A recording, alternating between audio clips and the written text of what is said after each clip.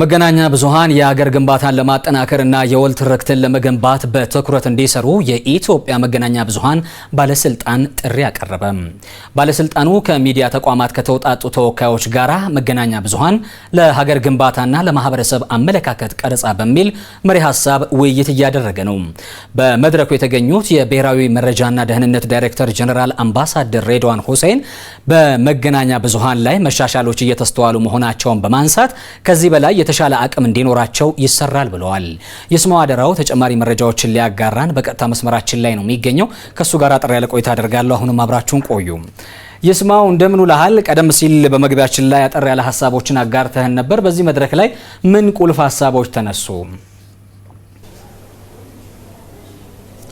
መልካም እንግዲህ የመገናኛ ብዙሃን አዋጁ ከተሻሻለ በኋላ በኢትዮጵያ ያሉ የመገናኛ ብዙሃን ቁጥር በጥራትም በአይነታቸውም እየጨመሩ መምጣታቸው ሲነሳ ነበር። በዚህ መድረክ ላይ እንግዲህ በዋናነት በኢትዮጵያ የሀገረ መንግስት ግንባታ ላይ እንዲሁም ደግሞ የማህበረሰብን ደግሞ ግንዛቤና አመለካከትን በመቅረጽ ረገድ ሚዲያዎች የራሳቸው የሆነ ድርሻ አላቸው። እነዚህን በማጎልበት ረገድ ሚናቸውን መወጣትም ይኖርባቸዋል የሚሉ ሀሳቦች አላቸው። በተለይም ከማሻሻያው በኋላ የነዚህ የሚዲያዎች ሚና በተለይም ብሔራዊ ጥቅምን ያስቀደመ ተግባር እንዲከውኑ ማድረግ አንዱ ነው። ከዚህ በመነሳትም የጋራ ትርክትን ከመፍጠር አንጻር እንዲሁም ደግሞ የሀገርን ጥቅም በማስቀደምና የማህበረሰብን ደግሞ እሴት በጠበቀና እኩልና ፍትሃዊ የሆነ ደግሞ የመረጃ ፍሰትን በማድረስ ረገድ ሚናቸውን በመወጣት ረገድ ሚዲያዎቹ የራሳቸውን ድርሻ እንዲወጡ ይጠበቃል። ከዚህ አንጻርም እንግዲህ የሚዲያዎቹ የይዘትና ሌሎችም ደግሞ ጉዳዮችን በተለይም እነዚህ መርሃ ግብሮቻቸውን ሲያስተላልፉ የማህበረሰብን እሴት በማይነካና የሀገርንም ጥቅም ደግሞ በጠበቀ መንገድ እንዲሆን ይጠበቃል። ከዚህ አንጻር የኢትዮጵያ መገናኛ ብዙሃን ባለስልጣን ክትትልና ድጋፍም ያደርጋል። ከዚህ አንጻር ባለፉት 3 ወራት ከ5000 በላይ የሚሆኑ ይዘቶች ላይ የአዝማሚያ ግምገማዎችንና ትንተናዎችን አድርጎ ነበር። ከዚህ በመነሳት ነው እንግዲህ ዛሬ ከክልልና ከተለያዩ ሚዲያ ተቋማት የተውጣጡ የሚዲያ ባለሙያዎች በተገኙበት የመገናኛ ብዙሃን ባለስልጣን ዋና ዳይሬክተርና እንዲሁም ደግሞ የቦርድ ሰብሳቢው አምባሳደር ሬድዋን ሁሴን በተገኙበት ውይይት እየተደረገ የሚገኘው ማለት ነው። እንግዲህ ይህ ሲደረግ በዋናነት በኢትዮጵያ ያሉ መገናኛ ብዙሃን የብሔራዊ ጥቅምን ከማስቀደም አንጻር የበኩላቸው መወጣት ይኖርባቸዋል የሚሉ ሀሳቦችና በእነዚህም ደግሞ በተሰሩ ትንተናዎች ሪፖርት ላይ ከተነሱት በተለይም የብሔራዊ ጥቅምን ወደ ጎን የተዛቡ መረጃዎች ሲሰራጩ እነዚያን በፍጥነት ምላሽ ከመስጠት አንጻርና ተገቢ የሆነ መረጃዎችን ለማህበረሰብ ተደራሽ በማድረግ ረገድ ሚናቸውን በከፍተኛ ሁኔታ መወጣት ይኖርባቸዋል ማለት ነው። እንደነዚህ አይነት ችግሮች ሲኖሩም ደግሞ ፈጣን የሆነ ግብረ መልስ የሚሰጡ ሚዲያዎች መኖር አለባቸው። ትክክለኛው መረጃ ለማህበረሰብ የሚሰጡ ሚዲያዎች መኖር አለባቸው። አቅማቸው የጎለበተ መሆን አለባቸው። ከዚህ አንጻር በመንግስት በኩልም ደግሞ የሚደረጉ ድጋፎች አሉ። እንደዚህ አይነት ክፍተቶችንና የጥንካሬዎችም ደግሞ ተጠናክረው እንዲሄዱ ክፍተቶችም እየታረሙ የሚሄዱበትን አውድ ከማስፋት አንጻር እንደዚህ አይነት ውይይቶችና ንግግሮች ገንቢ እንደሆኑ ነው ሲነሳ የነበረው።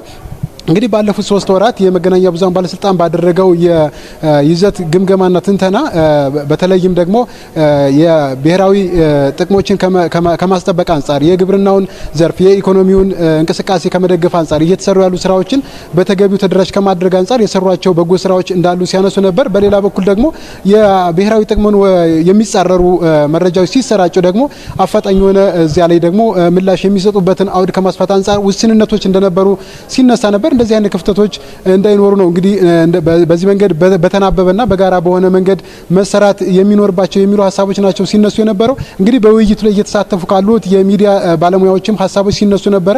በተለይም የሚዲያዎችን አቅም በፋይናንስና በሌሎች ቴክኒካዊ ድጋፎች ማበረታታትና መደገፍ አስፈላጊ ነው። በተለይም አሁን ላይ ከፊታችን የሚከወነው ጠቅላላ ምርጫ አለ፣ እንዲሁም ደግሞ ሀገራዊ ምክክርም አለ። ትላልቅ የብሔራዊ ጥቅምን የሚያስከብሩ ብሔራዊ ጥቅምንም የሚያስቀድሙ ጉዳዮች አሉ። እነዚህም ደግሞ ከዳር እንዲደርሱ የመገናኛ ብዙሃን ሚና ከፍተኛ እንደሆነ ይታወቃል።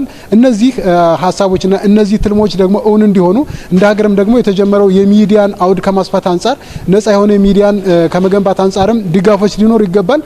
በዚያ በኩልም እንግዲህ አምባሳደሩ ምላሽ ሲሰጡ ምንድን ያሉት በመንግስት በኩልም እስካሁን እየተሰሩ ያሉ ስራዎች አበረታች እንደሆኑ ተመልክቷል።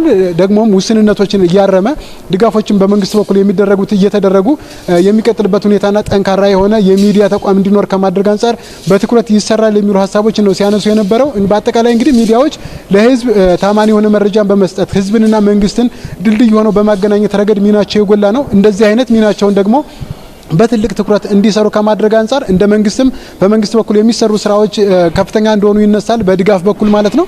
እነዚህን ስራዎች ሁሉ አጠናክሮ የሚቀጥል ይሆናል የሚሉ ሀሳቦች ናቸው ሲነሱ የነበሩት። አሁንም እዚህ መረጃዎችን ለተመልካቾች እያደረስን ባለንበት ውይይቶች እየቀጠሉ ነው። ከተወያዮች ሀሳቦች እየተነሱ ነው። አምባሳደሩም ደግሞ የመጨረሻ ሀሳብ የሚሰጡ ይሆናል። እሱን ደግሞ ወደ ኋላ ላይ በምሽት ፕሮግራማችን ይዘን የምንመለስ ይሆናል። አሁን ያሉ መረጃዎች እነዚህ ናቸው። በረከት